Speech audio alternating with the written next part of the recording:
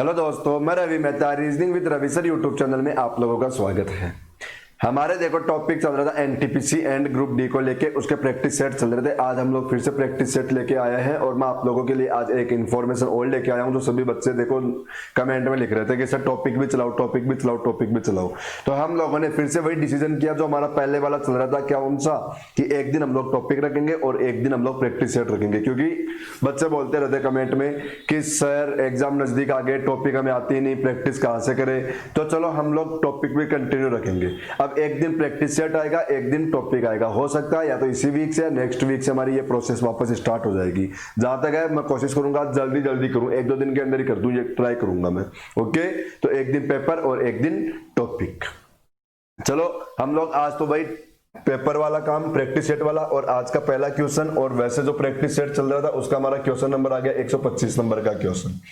इस क्वेश्चन को देखो, इस क्वेश्चन में क्या बता रखा है हमारे पास। क्वेश्चन आ रखा है एक कि ये क्वेश्चन दे दिया, यहां से पढ़ना है इस क्वेश्चन को और बताना है। मैं स्टार्ट से पढ़ के सुनाता हूं आप लोगों को क्या बता रखा है इसने।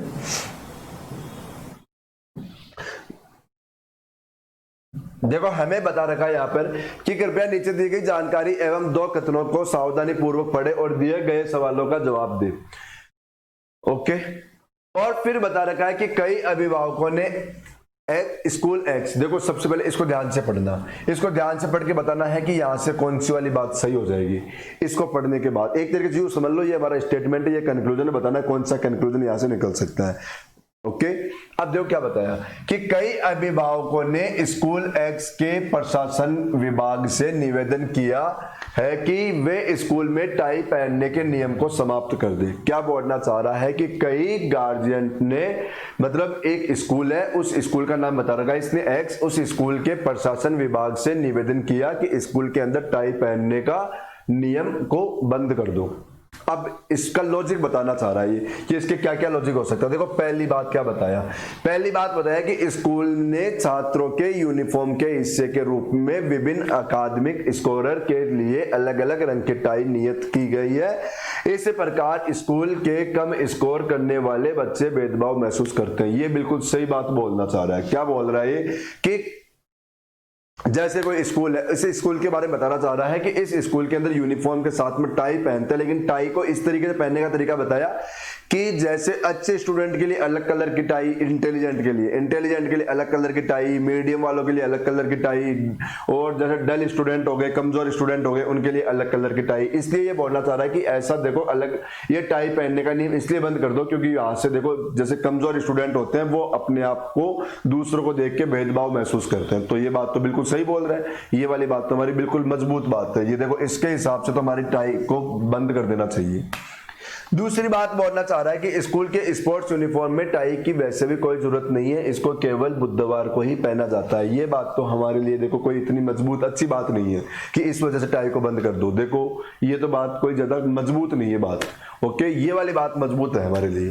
तो हम लोग क्या आंसर लगाएंगे इसमें, जैसे ज्यादा कोई फिक्स बातें नहीं होती है, ज्यादा खुद के माइंड लगा के आंसर देना पड़ता है, इसमें कोई लॉजिक नियम नहीं चलेगा।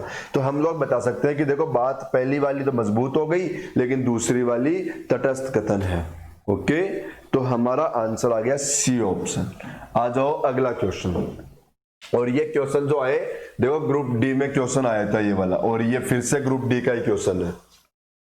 ये ग्रुप डी में ऐसे दो तीन क्वेश्चन आते हैं भाई हमारे पास, ध्यान रखना आप लोग। ग्रुप डी में दो तीन क्वेश्चन मिलेंगे इस टाइप के आप लोगों को। जैसे देखो एक कथन निष्कर्ष का आ गया, कथन क्या आ रखा, इस ऐसा क्वेश्चन जब भी आए आप लोग क्वेश्चन को कैसे किया करो कि जो भी स्टेटमेंट आए इसको पढ़ो और इस बात को पढ़ के इसको सही मानो, और फिर आप लोग कंक्लूजन पढ़ो और कंक्लूजन पढ़ के देखो कि कौन सा कंक्लूजन हमारा इस बात से सही हो सकता है। चलो देखो सबसे पहले स्टेटमेंट पढ़ो। बता रखा है कि एक समूह संगीत प्रदर्शन देखने के बाद सतीश ने यह टिप्पणी की कि मृणाल ने अच्छा गाया। मतलब एक संगीत समारोह के अंदर किसी सतीश ने गाना सुना, किसका, मन्नाल का, और फिर उसने तारीफ की कि मन्नाल ने बहुत अच्छा गाया। अब निष्कर्ष देखो क्या बोलना चाह रहा है। निष्कर्ष बताया इसने कि सतीश ने मन्नाल के गायन की प्रशंसा की। बिल्कुल सही बोला, यहाँ पे भी बता रखा कि सतीश ने टिप्पणी की मन्नाल ने अच्छा गाया, तो प्रशंसा की। दूसरी बात इसने बोला कि अन्य सभी गायकों ने अच्छी तरह नहीं गाया। देखो ये वाली बात हम लोग सही नहीं बता सकते भाई। देखो हमें यहाँ पर इस बात को जब हम लोगों ने पढ़ा ना तो हमें ओनली ये बात मालूम चली कि मंडाल अच्छे तरीके से गाया था, लेकिन इस बात से ये थोड़ी ना मालूम चल रहा था कि बाकी सारे लोग खराब गा रहे थे।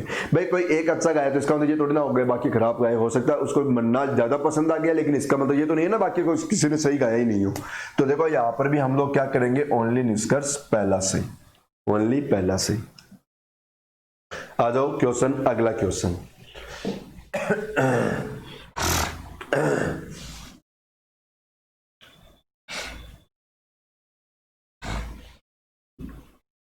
ये अगला क्वेश्चन है कथन और अनुमान का।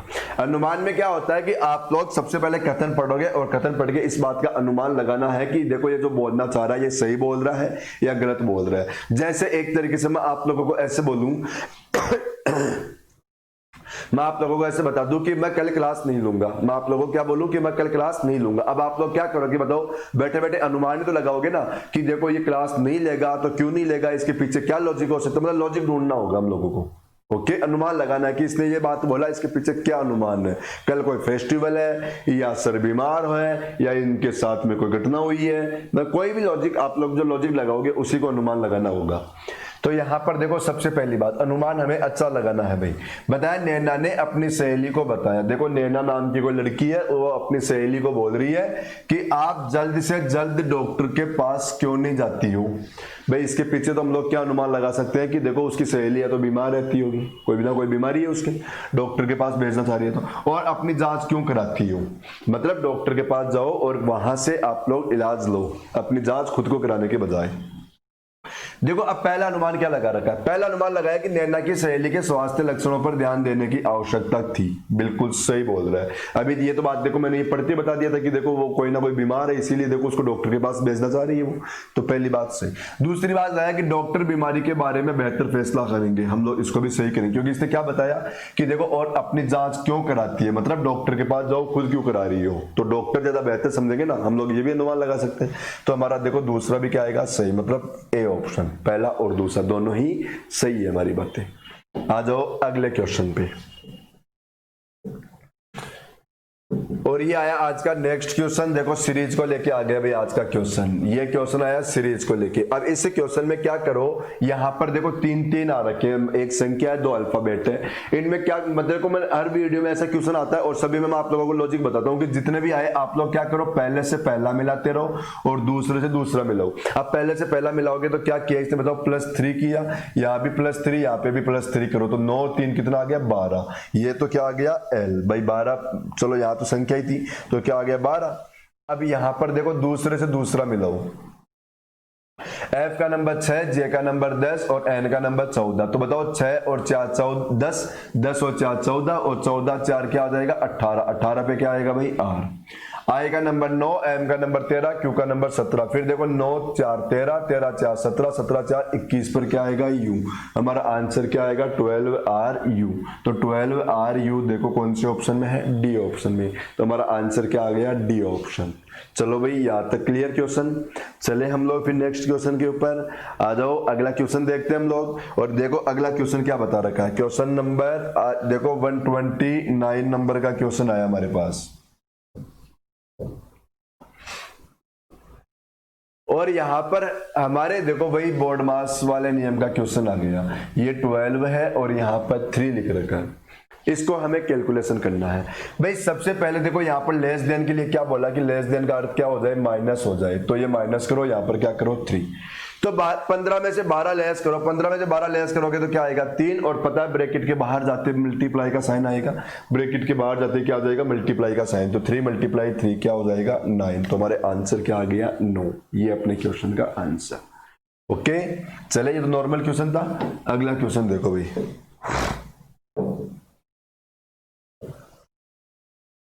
देखो एनालॉजी का क्वेश्चन आ गया। क्वेश्चन आया एनालॉजी। इस क्वेश्चन ने बता रखा है कि मधु का रिलेशन स्वस्थ से है तो योग का रिलेशन किससे होगा। देखो मधु है ना, मधु यहाँ पर स्वस्थ बता रखा है ना, तो यहाँ पे मधु का अर्थ निकालेंगे हम लोग शहद से। भाई शहद लेने से देखो स्वस्थ रहता है आदमी, तो योग करने से क्या होगा उसका स्वास्थ्य सही रहेगा। भाई शहद खाओगे तो स्वस्थ रहोगे और योग करोगे तो स्वास्थ्य ठीक रहेगा। तो हमारा आंसर क्या आएगा, बी ऑप्शन। कुल मिलाकर देखो यहाँ पर इन शब्दों का अर्थ हमारे समझ में आना चाहिए तो हम लोग आंसर दे पाएंगे, नहीं तो हम लोग आंसर नहीं दे पाएंगे, दिक्कत आ जाएगी क्वेश्चन करने में। ओके, चलते हैं अगले क्वेश्चन के ऊपर। ब्लड रिलेशन का क्वेश्चन आ रखा है। देखो क्या बता रखा है कि माधवी एक तस्वीर की ओर इशारा करते कहती है, यह है मेरी माँ। देखो ये माधवी आ गई, ये शॉर्ट में लिख, चलो मैंने लिख दिया माधवी, ये माधवी है। क्या बोल रही है कि मेरी माँ, ये माधवी की माँ हो गई, माँ की एकमात्र बेटी, तो बताओ इसकी एकमात्र बेटी तो फिर माधवी होगी। का बेटा है, मतलब इसका बेटा है कौन, वो तस्वीर वाला, ये तस्वीर वाला। हमें क्वेश्चन में क्या पूछा कि तस्वीर वाला व्यक्ति माधवी से किस प्रकार संबंधित है, मतलब ये तस्वीर इसका क्या लग रहा है, तो बताओ बेटा लग रहा है, बताओ क्या लग रहा है, बेटा। भाई आप लोगों को पता है कि माता पिता ऊपर जाते हैं, बेटा बेटी नीचे आते हैं, तो ये माधवी की माँ आ गई और ये फिर बताया इसकी कोई बेटी है तो बेटी माधवी हो गई, और बोला इसका भी कोई बेटा है तो वो बेटा हो गया माधवी का फिर। Okay, next question.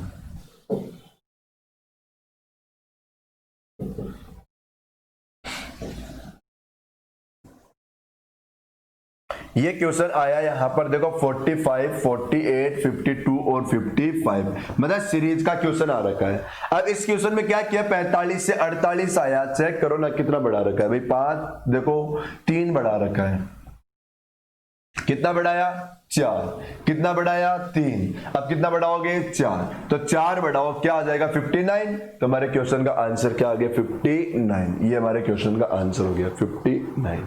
ओके, चलते हैं नेक्स्ट क्वेश्चन पे।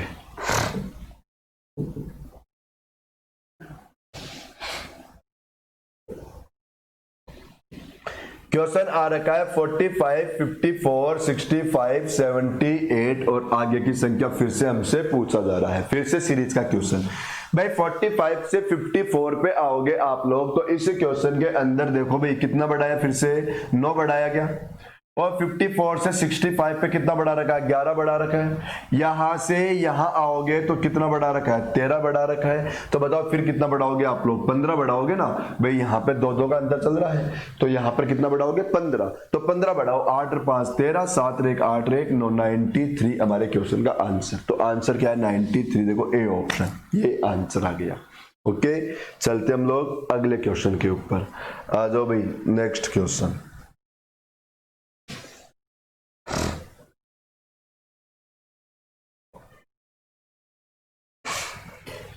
ये क्वेश्चन आया। अब इस क्वेश्चन में फिर से हमें क्या बोला कि देखो नीचे दी गई आकृति कौन सी विकल्प आकृति में मेल खाती है, मतलब आप लोगों को इससे सिमिलर डायग्राम बताना, मतलब जो इससे मिलता जुलता डायग्राम हो, ये डायग्राम बताना है।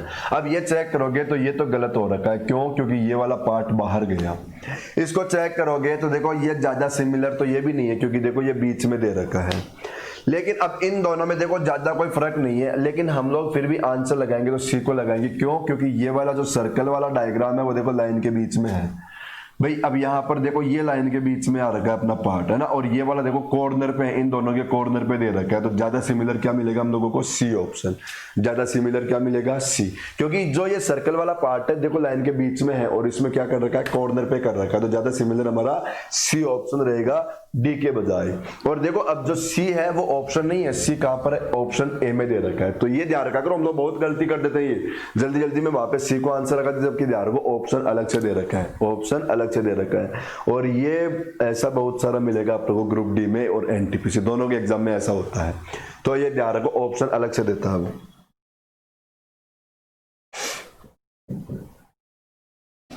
ये अगला क्वेश्चन, और क्वेश्चन आ रखा है सीरीज का। इस क्वेश्चन को आप लोग देखो, हमें क्या बताना है कि डायग्राम में पर्सन आकृति की जगह क्या मिलेगा, हमें क्या बता रहेगा, पर्सन आकृति की जगह क्या मिलेगा। अब आप लोगों के पास देखो यहां से ये सीरीज आई, यहां से ये आई, यहां से ये बतानी है। ज्यादा दिमाग आप लोगों का देखो अभी तो कुछ ज्यादा दिमाग में आ नहीं रही होगी बातें, लेकिन अब जैसे मैं बताऊंगा देखो सारी बातें आप लोगों के माइंड में आ जाएगी। अब आप लोग देखना, बताओ इस डायग्राम के अंदर कितनी लाइन दिख रही है आप लोगों को, 1 लाइन, 2 लाइन, 3 लाइन, 4 लाइन और 1 लाइन आ गई, ये 5। इसमें भी देखो 1 2 3 4 और ये लाइन 5, इसमें देखो 1 2 3 4 और ये 5 लाइन हो गई। तो ऐसा ऑप्शन देखो जिस ऑप्शन में लाइन कितनी आ रखी हो 5, ऐसा ऑप्शन देखो जिसमें लाइन कितनी आ रखी है 5, देखो 1 2 3 4 और ये 5 लाइन। तो बी, और बी किस में दे रखा है ए ऑप्शन में, तो हमारा आंसर क्या आ गया ए। बताओ क्लियर क्वेश्चन, हमारा आंसर क्या आ गया ए ऑप्शन, तो ये हमारा ए आंसर। चलते हम लोग फिर से नेक्स्ट क्वेश्चन के ऊपर। भाई मेरे साथ साथ में आप लोग भी पढ़ते रहना, कहीं मैं पढ़ाता रहूं आप लोग पढ़ो ही नहीं, ऐसे वीडियो देख के खत्म कर दो तो कोई बात कोई मतलब तो निकलेगा नहीं, इसलिए मेरे साथ साथ में आप लोग जरूर पढ़ते रहना। ओके चलो इसको देखते हैं हम लोग। हमारे क्वेश्चन में क्या दे रखा है, यहाँ पे देखो प्रकाश, ऊष्मा और सूर्य दे रखा है, तो इसका वेन डायग्राम बनाना है। अब वेन डायग्राम बनाओगे तो हम लोग देखो यहाँ पर इसको लगा सकते हैं। देखो ये ए का मतलब क्या रखा प्रकाश, बी का मतलब ये हमारा ऊष्मा आ गया, और सी मतलब ये सूर्य के अंदर आ गया। देखो सॉरी, हमारा प्रकाश और ऊष्मा दोनों अलग अलग होते हैं, लेकिन दोनों के दोनों किससे मिलते हैं, सूर्य से मिलते हैं। दोनों किससे मिलेंगे, सूर्य से। तो वही बात, ये भी क्वेश्चन इस टाइप का क्वेश्चन है कि इनका अर्थ हमारे को आना चाहिए। अब हमें यही नहीं पता प्रकाश क्या होता है, सूर्य क्या होता है, ऊष्मा क्या होता है, तो कहाँ का बताओ आंसर आएगा हमारा, नहीं निकल के आएगा ना, इसलिए इनका अर्थ हमें आना ही चाहिए। ओके फिर मैं बता रहा हूं, आप लोग देखो मेरे साथ साथ में खुद भी पढ़ते रहना। वैसे मैंने आप लोगों को बताया वापस हम लोग टॉपिक चला रहे हैं, एक दिन टॉपिक एक दिन अपना ये पेपर चलता रहेगा, तो वापस हम लोग टॉपिक लाएंगे। या तो हो सकता है आज कल में स्टार्ट कर दूं या नेक्स्ट वीक से तो कंफर्म हमारा टॉपिक चल जाएगा, क्योंकि एग्जाम बहुत नजदीक है, टॉपिक भी आप लोगों के लिए बहुत ज्यादा जरूरी हो गया कराने। यहां पर क्वेश्चन दे रखा है कि आटे का रिलेशन किससे है, रोटी से। तो ऐसे कैसे बताओ फिर मिट्टी के रिलेशन किससे होगा, तो हम लोग यूं कह सकते हैं कि रोटी किससे बनती है, आटे से, मतलब आटे से क्या बनती है, रोटी। तो मिट्टी से देखो इन ऑप्शन से क्या बन जाएगा, तो मिट्टी से तो इन ऑप्शन से क्या बन जाएगा बताओ, बर्तन बन जाते हैं, मिट्टी के बर्तन होते हैं, पता है आप लोगों को, वे मिट्टी के बर्तन होते हैं, बहुत सारे बर्तन होते हैं, सभी ने देखा होगा लगभग मिट्टी के बर्तन। तो ठीक है चलते हम लोग अगले क्वेश्चन पे। और ये क्वेश्चन आया, इस क्वेश्चन में देखो क्या बता रखा है भाई, चेक करना। क्वेश्चन में, क्वेश्चन के अंदर दे रखा है इसका दर्पण प्रतिबिंब। देखो TOUCH का मिरर इमेज बताना है, मिरर इमेज। और मिरर इमेज के अंदर पता है क्या होता है, जो राइट में है वो लेफ्ट में हो जाएगा, जो लेफ्ट में वो किधर आ जाएगा, राइट में। तो ऐसे लेके आओगे तो सबसे पहले क्या आएगा, H, लेकिन H चेंज नहीं होता। H को देखो यू घुमाओ चाहे यू घुमाओ, ऐसा का ऐसा ही रहेगा।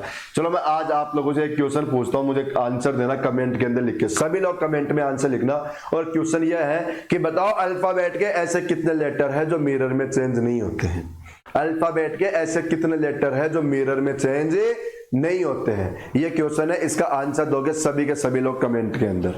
ओके कमेंट में आंसर लिखना भाई इस क्वेश्चन का, अल्फाबेट के कितने लेटर ऐसे हैं जो मिरर में चेंज नहीं होते। मैं चेक करूंगा कल। ये H ऐसे कैसे, फिर C ऐसे हो जाएगा, U फिर चेंज नहीं होगा, O भी चेंज नहीं होगा, T भी चेंज नहीं होगा। देखो 4 लेटर तो मैंने ही बता दिया, तो चेक करो ऐसा कौन सा ऑप्शन आ रखा। देखो H C, ये देखो H C U ऐसे कैसे, O ऐसे कैसे, T भी ऐसे कैसे, कौन सा ऑप्शन B, तो B किस ऑप्शन में दे रखा, A ऑप्शन में। तो हमारा आंसर क्या आ गया, A ऑप्शन। भाई क्लियर हो गया सभी का, क्वेश्चन का आंसर जरूर लिखोगे कमेंट में सभी का। मैं चेक करूंगा कितने लोगों ने कमेंट बता रखा है। ये क्वेश्चन आया और इस क्वेश्चन में पूछ लिया बताओ विषम की पहचान करो, मतलब क्लासिफिकेशन करो, यहाँ पे क्या आंसर आ जाएगा हमारे लिए।